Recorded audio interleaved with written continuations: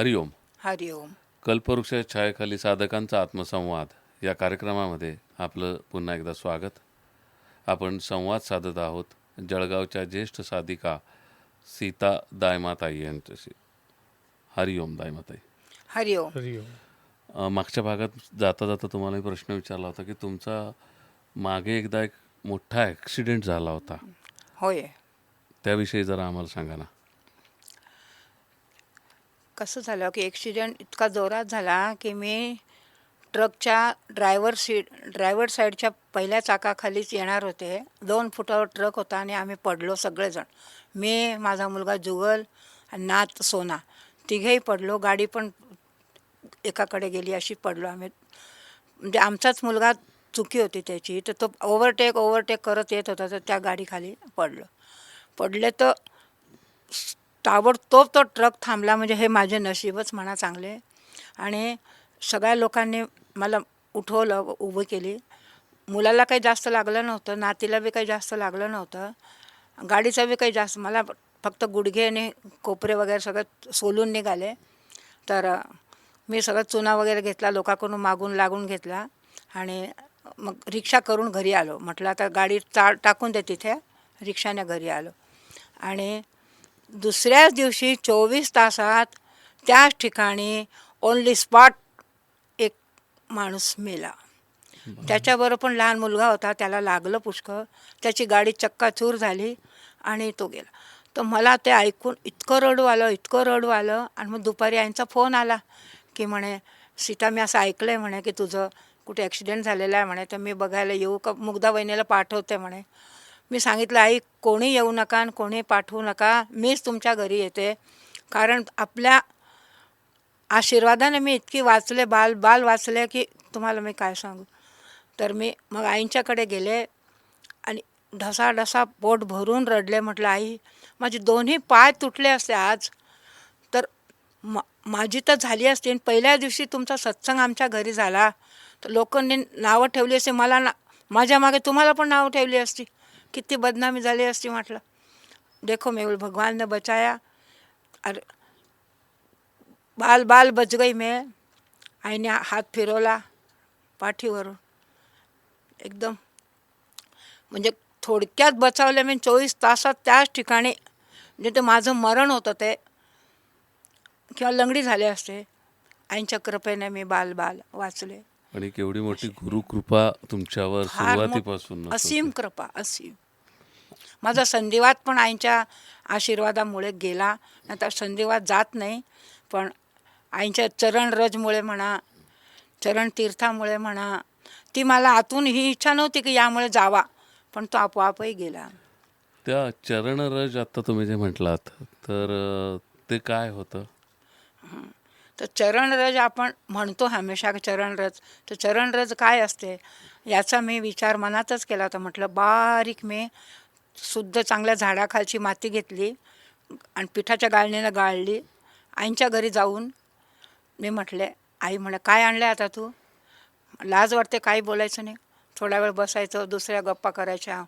म्हणजे माताजी चरणरज चाहिए. म्हणे आता काय करशील तू? म्हटलं आप बैठो मैं लाती. आतमध्ये जायचं, मुग्धावणींच्या स्वयंपाकातून ताट आणायचं. ताट आणलं, आईनं म्हटलं दोन्ही पाय ठेवा आणि मी ही आणली आहे माती, ही आपल्या पायाखाली लागू दे, पायावरून लागू दे. सगळीकडून आईंच्या पाया केली आणि ती परत भरली. म्हटलं चरण रस इसकोही बोलते आहे ना. आई म्हणे तू काय करशील आणि काय नाही, काही सांगता येत नाही म्हणे. मग त्या चरणरजाचं तुम्ही पुढे काय केलं? मी रोज चिमूटभर पोटात घ्यायची. आजपर्यंत ते तुम्ही ते टिकवून ठेवलंय. त्याच्यामुळे तुमचा संधिवात गेला. खरंच गेला. वा. म्हणजे तुमची श्रद्धा, तुमची भक्ती, तुमचा विश्वास. ती काही इच्छा नव्हती आतून की संधिवात जावा, हे माहीत नाही, पण संधिवात गेला. 3 महिने राहिला. पण गुरूंचा स्पर्श झालेली माती देखील किती अमृता समान असते. हा एक सुंदर अनुभव तुम्ही आमच्याशी शेअर केला. इसको चरणरज बोलते आणि इसको चरण चिन्ह बोलते. ते कपड्यावर छापून घेतले ते चरण चिन्ह ना. इसके बाद में आपको नारद मुनि के दर्शन हुए थे, वो क्या बात थी? नहीं, नारद मुनि के नहीं हुए. फिर क्या? नारद मुनि माताजी ने मुझे नारद बोला. वा, म्हणजे अच्छा. तुम्ही तुम्ही याचा अर्थ म्हणजे तुम्ही कळ लावत असणार आहात. म्हणजे म्हणजे सगळ्यांना सांगायची ना मी, माती घ्या, परिक्रमा म्हणजे करा, आपको मग नारद मुनि की उपाधि माताजी ने. पण हे नारद मुनी त्या अर्थाने चांगले होते की आईंच्या ज्या काही गुप्त गोष्टी आहेत, सिक्रेट्स ज्याला आपण म्हणू, हम्म. की ते सगळ्या साधकांना मिळावं या हेतूने त्या सांगायच्या आणि म्हणून आईंनी तुम्हाला नारद ही पदवी दिली होती. हरिओम. खूप छान, खूप छान. उसके बाद में तुकाराम महाराज आए थे। तुकाराम महाराज ने आपसे क्या कहा? वो ध्यान में आए कि कैसे आए, ये भी जरा ध्यान में दर्शकों को आए, बताइए। तुकाराम महाराज ध्यान में आए. और जैसे अधांतरी आले, ते आमच्या गॅलरीतून जसे वरून आकाशातून आले आणि चिपळ्या वगैरे त्यांना ओळखलं मी की हे तुकाराम महाराज आहेत. तर म्हणे या इथे संत पूजा होत असते वाटतं, इतना बोले. तो बोले और वो अदृश्य हो गए, वापस चले गए. उतने में तो माताजी आ गए. माताजी आ गए तो घर में आए तो मैंने सोफा सेट पे बिठाया, उनको केला वगैरह कुछ दिया, नमस्कार किया. तो माताजी बोले तेरे को क्या चाहिए? तो मैं बोली माताजी आत्मदर्शन चाहिए. बहुत मोठी बड़ी मागणी. मांग कर दी आपने। हाँ। तो माताजी इतने हंसे और हंसते हंसते पूरे घर में फिर गए, पर हाँ तो बोले भी नहीं. प्रत्येक साधकाला तेच हवं असतं आणि ते इतके सहजासहजी गुरु देणार नाहीत.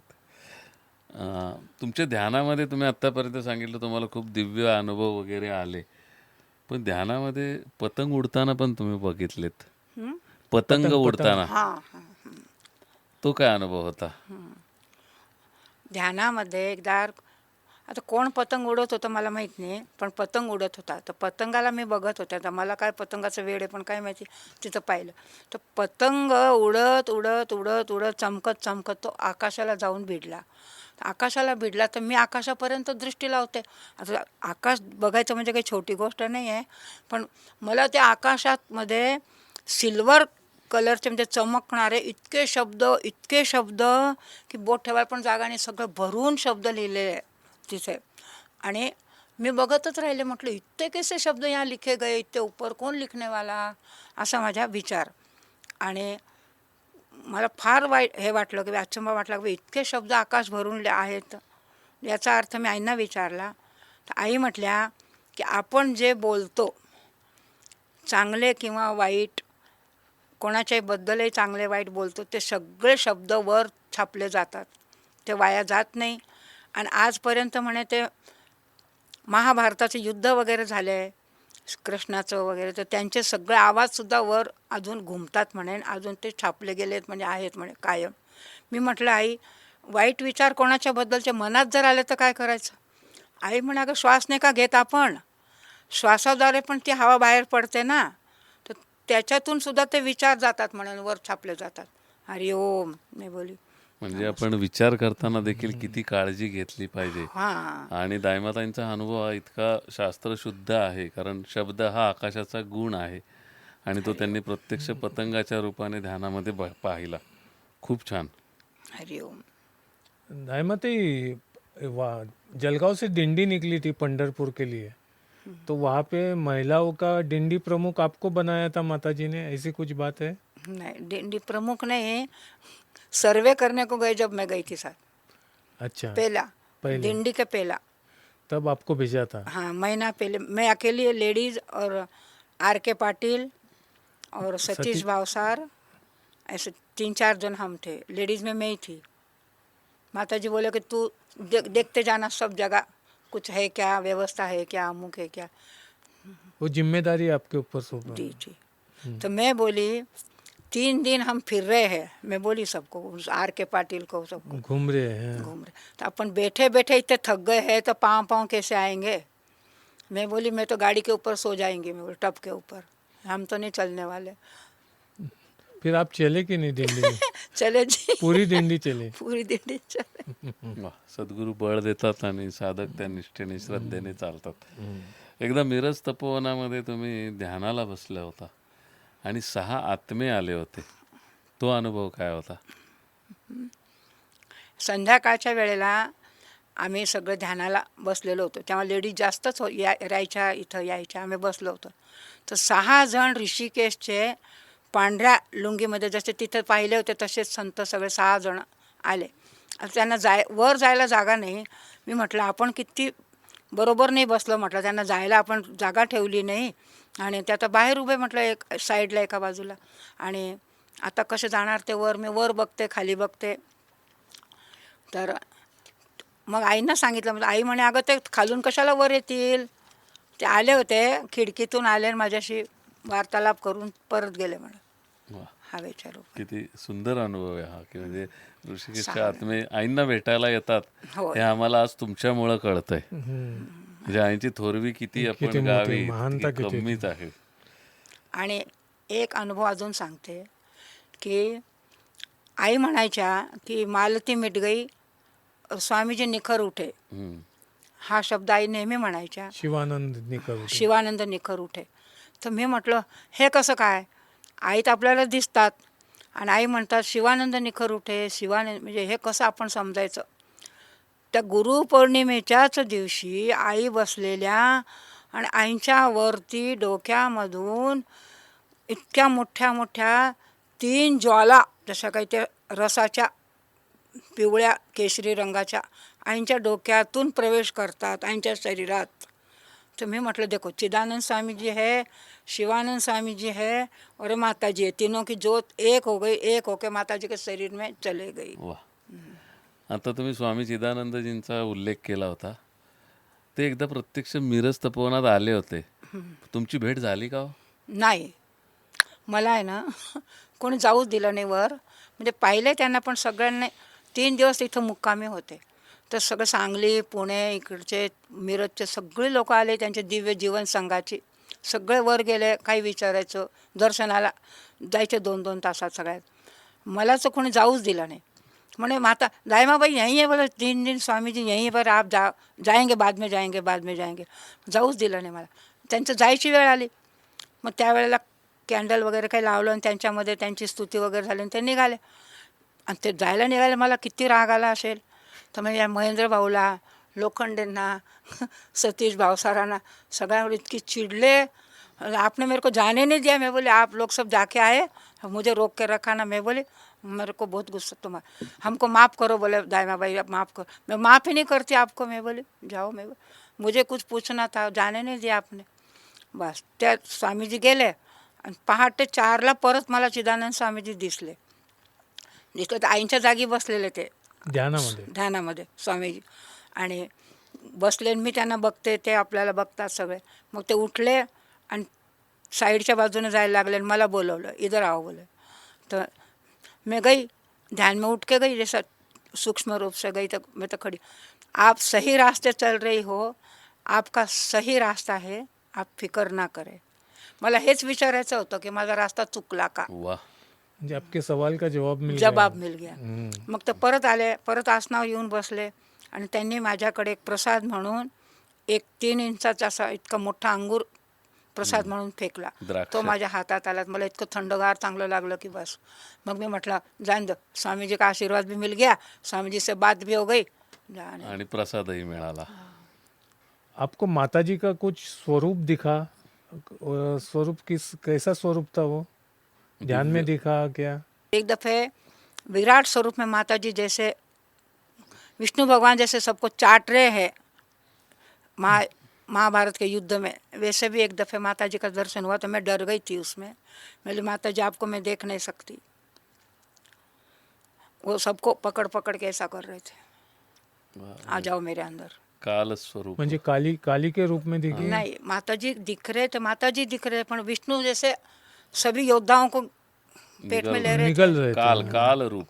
काल रूप. काल विराट रूप स्वरूपाय में. नमः. स्वामी विष्णु भगवान का विराट रूप होता है ना. हाँ. जी जी. तो वो महाभारत युद्ध में दिखाया हो, और सभी को जैसे मैंने स्वाहा कर दिया है. बरोबर, जे अर्जुनाला हाँ कृष्णाने दाखवलं दाखवलं तसं. होतं. मग मी फार घाबरले. म्हटलं माताजी ये स्वरूप में देख नहीं पाती आपका. ये कहा था माताजी को आपने? कहा होगा, पर माताजी को तो पता है कि इसको दिखता सब है. दिखता है, सब देखती है. बरं, तुमचा एक स्वभाव फार असा जिज्ञासू होता आणि मला वाटतं तुम्ही अशा धाडसी साधिका होता, की आईंना काय काय गोष्टी करायला सांगायच्या तुम्ही. तर असं काय सांगितलं होतं तुम्ही आईंना, की हे करा, ते करा? काय आठवतंय? आईंची तब्येत नरम राहायची, थोडीशी कमजोर. तर आईंना 1 वर्षभर स्वामीजींनी तपोवनाच्या बाहेर जायला मनाई केली होती, की तपोवनाच्या बाहेर तुम्ही जायचं नाही 1 वर्षभर. तेव्हा आई इथेच होत्या, हाताने करून खायच्या, कोणाच्या हातचं खायच्या नाही, अमुक-डमुक. तर मग मी थोडी शंका केली, म्हटलं आई तुमची तब्येत पण ठीक राहत नाही आणि आता वाढदिवस पण येतो आहे आणि अमावस्या पण आहे त्या दिवशी. तर मी म्हटलं आपली तुला जर केली तर थोडेसे तब्येतीला बरं वाटतं, म्हटलं पीडा कमी होते असं मी ऐकलेलं आहे, म्हटलं करूया का? तर आई म्हण हो अगं, माझ्या भावाची पण तुला झालेली आहे आणि असं मी पण ऐकलेलं आहे म्हणा की थोडी बिमारी कमी होते म्हणून. म्हटलं करूया. म्हणजे मला वाटलं की आईने होकार दिला मला आता. मग मी खाली आले आणि सगळ्यांना सांगितलं अमुक डमुक असं तसं. म्हटलं आता आईंची आपण तुला करायची.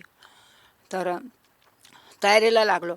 आईने पण मला पैसे पण दिले, सोन्याची मूर्ती आण, चांदीचं बेलपान आण आणि लोखंड 5 धातू ठेवावे लागतात म्हणे, लोखंडाचं कुलूप किल्ली आण, असं तांब्याचा लोटा ठेवायचा एक. आईने जे सुचवलं ते केलं. गहू तांदूळ वगैरे सगळे आम्ही घेतले आणि केलं. आणि तुला करायची त्या दिवशी मग आईने काय केलं देव जाणे. आईच्या अंगात इतका ताप भरला, इतका ताप भरला की बस. आई नुसत्या तापलेल्या. आणि तुला सुचली म्हणेन, माझा जीव जातोय म्हणेन म्हटलं आता मी कुठून माझ्या डोक्यात आलं हे आणि कशाला मी आता हा पसारा घातला काय माहिती झालं. तर म्हटलं 11चा वेळ आहे, 11ला झिरे काकूंचा मुलगा येणार, तुमचा संकल्प घेणार, करणार आणि तुमची तुला करणार. तर तुलासाठी मी तराजू वगैरे सगळं मागवलं, सगळं केलं होतं. आई म्हणे सीताला विचारा मी खाली केव्हा येऊ, तिला विचारा मी खाली केव्हा येऊ, आणि तुम्हाला सुचली म्हणे तुला. आणि त्या दिवशी आधी काय सांगितलं आईने, पहिल्या दिवशी सांगितलं होतं म्हणे 30-35 जणांचा स्वयंपाक तू करू शकशील ना. म्हटलं हो आई, आम्ही 2-3 जणी करतो. करता करता आईने अगं वाढदिवस आहे ना, सांगलीला सांगावं लागेल, अगं वाढदिवस आहे ना, मिरजेला सांगावं लागेल. 150 माणसांचा स्वयंपाक झाला. बापरे! ती परीक्षाच.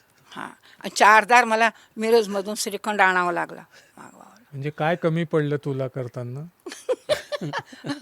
तुझ्या मनाची निघाली का नाही. आणि ते सगळं झालं. मग ते चांदी सोनं तर काय ते झेरे वगैरे घेऊन गेले हां. आणि ते धान्य पडलं होतं. म्हटलं आता आईनं विचारावं का काय करा. ते सीताला विचारा म्हणे काय करायचं, मला नाही माहिती म्हणे. मग त्यासाठी तुम्ही अंगठी विकली म्हणे. हां, म्हणजे तुला होण्यासाठी काही गोष्ट कमी पडत होती. हम्म. आपल्याकडे मोजकेच पैसे असतात ना येताना. हां. तर मग काही कार्य निघालं तर मग आपल्याला पण देऊशी वाटतात ना. बरं. मग मी इथं कोण संध्या ओक म्हणून कोणी होती का, हो, हो, हो. मग तिला मी सांगितलं अगं ही अंगठी येतं विकून टाक, म्हटलं किती येतं आहे ते. सोन्याची अंगठी. म्हणजे त्याचं तर तिने आईनं सांगितलं हां. हो. कि म्हणे ये दायमा भाई बोले देखो बोले अंगूठी दे रही बोले बेचने के लिए. मग आई म्हणे की तुला काही वाटतं का म्हणे, घरी विचारलं का तू कोणाला. म्हटलं क्या पूछना माताजी, मैं बोली 10-15 अंगूठी है, मैं बोली कोई पूछने वाला नहीं है. वा. एक अंगठी विकली काय फरक पडतो. हा पण गुरूंबद्दलचा असणारा भाव, हो म्हणजे खूप की स्वतःच्या बोटातली भले आपल्याकडे 5 असू दे 10 असू दे, पण ही वेळेला काढून देणं हे फारच मोठं तुमचं हे आहे. पैसा पाहिजे ना. पैसा पाहिजे आणि तो गुरु कार्यासाठी तुम्ही वापरलात. खूपच छान. आपल्या तपोवनामधला जो हनुमंत आहे त्याचा इतरांना खूप वेगवेगळे अनुभव आलेत हं. की कुणाला तो शक्तिरूपामध्ये दिसलेला आहे, पण तुमच्या बाबतीत तो अनुभव काहीतरी वेगळा आहे. हा अनुभव काय होता?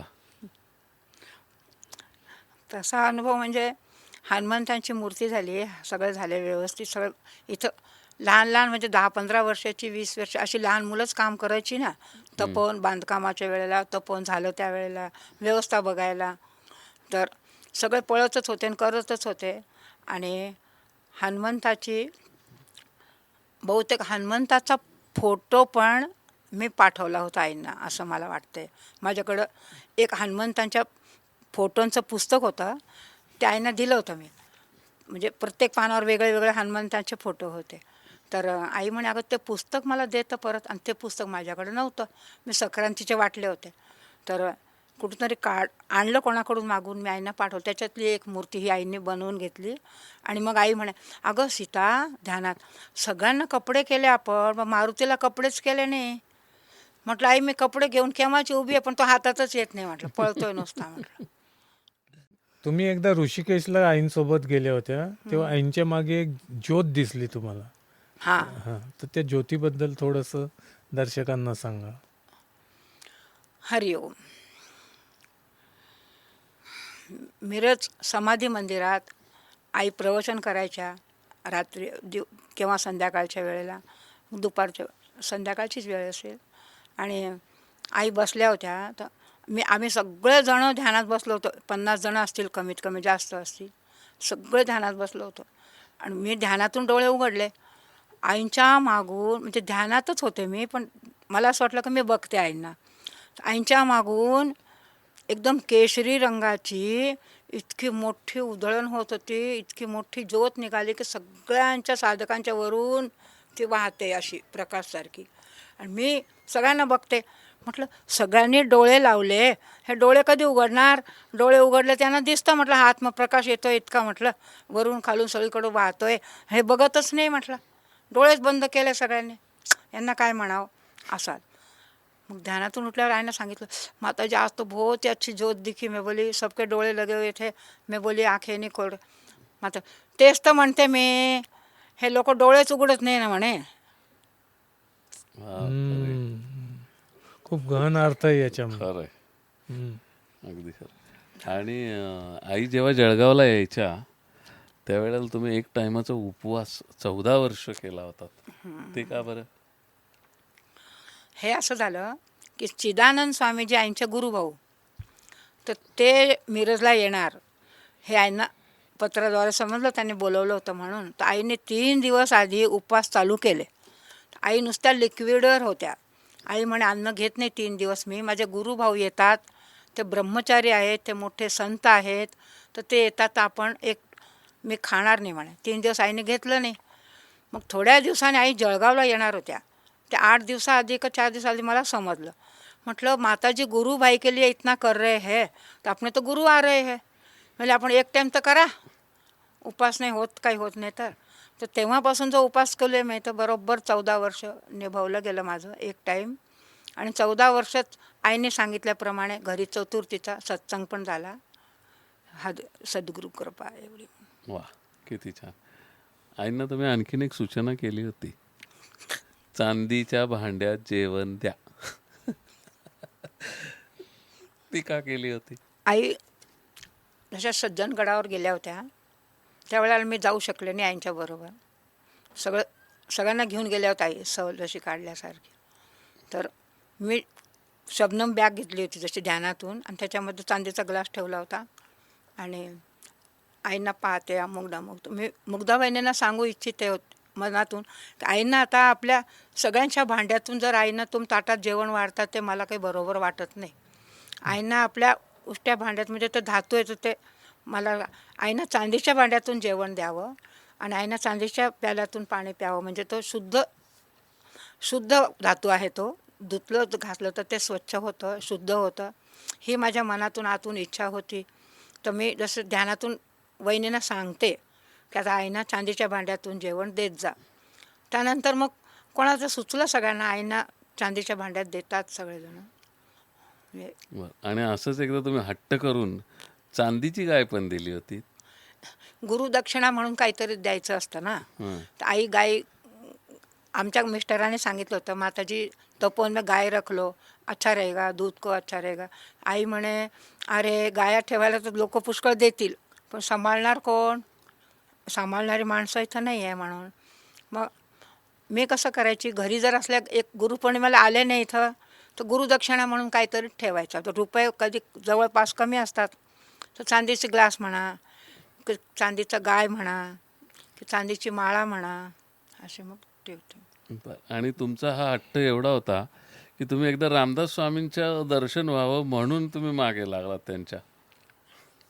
होय, मी आईंना सांगितलं, तुम्हाला सगळ्यांची दर्शनं झाली आणि स्वामीजी तुमच्या समोर, आई किती बोलत होते, आपण तर मला एक क्षणभर दिसता, म्हटलं जास्त दिसतच नाही. आई म्हणे अगं क्षणभरच चांगला असतो. मी म्हटलं रामदास स्वामी आपल्याला दिसत होते, उपदेश देत होते, आम्हाला दिसत नाही कधी. अगं ते दिसत नाही म्हणे, फार क्वचित असतात, त्यांची साधना जास्त असते. मी बोलली कैसे नाही दिखते हे, मी असे मनात धरलं. मग मी म्हटलं दासनवमी करायची आपण, आणि दासनवमीला मीठ खायचं नाही, म्हणजे फराळ करा काही बी करा पण मीठ नको आहे, नाही तुम्ही जेवायचं, असं काही ते उपास धरले. 2-3च काय वर्षभर केले असेल नवम्या. तोपर्यंत रामदास स्वामीजींचे दर्शन झाले मला. खाली बसले होते 5-7 मुलांच्या मध्ये, आणि मी वरून केशरी भाताचं ताट घेऊन खाली उतरत होते आईंच्या खोलीतून. तर सगळ्यांना मी मुलांना प्रसाद देते केसरी भाताचा. रामदास स्वामी म्हणे मेरे को भी दो. मैं बोला आपने तो बहुत खाया माता जी के साथ में, मैं आपको नहीं देती. ऐसा काय वा रे वा. आणि सप्ततुला झाली तेव्हा पण रामदास स्वामी दिसले मला. बर, तो काय अनुभव ते होता ते सप्ततुलीचा? अकाउंट तिथे काय पावत्या फाडतात तिथं बसले होते. बर. म्हणे क्या क्या या कोण देता क्या देता मैं देखता बोले. आणि त्याच्या आधी शिवानंद स्वामीजींचा आवाज होता मला की अक्रूर जी आप रथ लेके जाओ, विजय राज को लेके आओ. ओ. बापरे. म्हणजे जनक महाराजांना घेऊन या इथं. तो अनुभव तुम्हाला दिसला होता.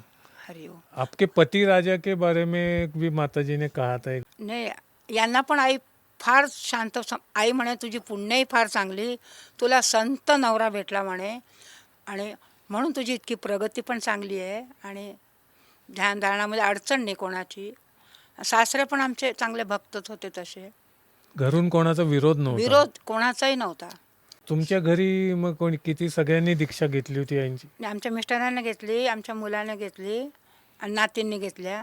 सासरे तर गुजरातचे त्यांचे गुरु होते ना त्यांचे. पण तुमच्या सासऱ्यांचं नाईंचं दर्शन झालं होतं? सासरे तर आई यायच्या ना घरी आमच्या प्रवचनाला. तर आमचे सासरे म्हणायचे माताजी ये बात पर आप प्रवचन करना आज.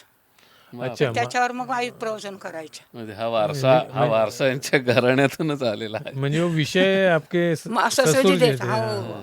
आज हनुमानजी पण देणार, तर आई हनुमानजीवर प्रवचन द्यायच्या. मला लाज वाटायची. म्हटलं आमच्या सासऱ्यांना काय सांगायचं, गुरूंना आज्ञा करायची का. आणि ते आम्हाला शिकवायचे की असे मोजून नोटा, मोजून पैसे गुरूंना द्यायचे नसतात. बिन मोजलेले दोरीने त्या थैलीला बांधलेले असे पैसे द्यायचे असतात. वा, किती छान. मोजून मापून गुरुदक्षिणा दिली जात नाही. तो व्यवहार होतो. तो व्यवहार होतो. खूपच आणि आई यायच्या म्हणून ते फार खुश राहायचे. फळं वगैरे व्यवस्था करायचे, म्हणे छुना नाही पाव असं नाही करायचं वगैरे. त्यांनी आम्हाला सगळं पुष्कळ सांगायचे ते सासरे आमचे. तुमचे मिस्टर जाण्याच्या आधी तुम्हाला काही संकेत मिळाले होते? यांच्या जायच्या 2 वर्ष आधी मला यांचंच कलेवर अद्धर उचललं गेलं आणि छताला भिडलं, जसं ते गेल्यासारखे झाले असं. तर हे पण मी आईंना सांगितलं होतं 2 वर्ष आधी. आई त्यावर मला काही सूचना दिली नाही, पण मला अजून समजलं की आता हे स्वर्गगमन करतील म्हणून. आणि जाताना पण मग आईंच्याच वहिनी, आपल्या मुग्धा वहिनी जास्त आजारी होत्या. मग आईना मी इतकं सांगितलं, म्हणजे यांना असं असं झालं आहे, ब्रेन हेमरेज झालेलं आहे, यांना घरी आणलेलं आहे, आपला आशीर्वाद असावा बस.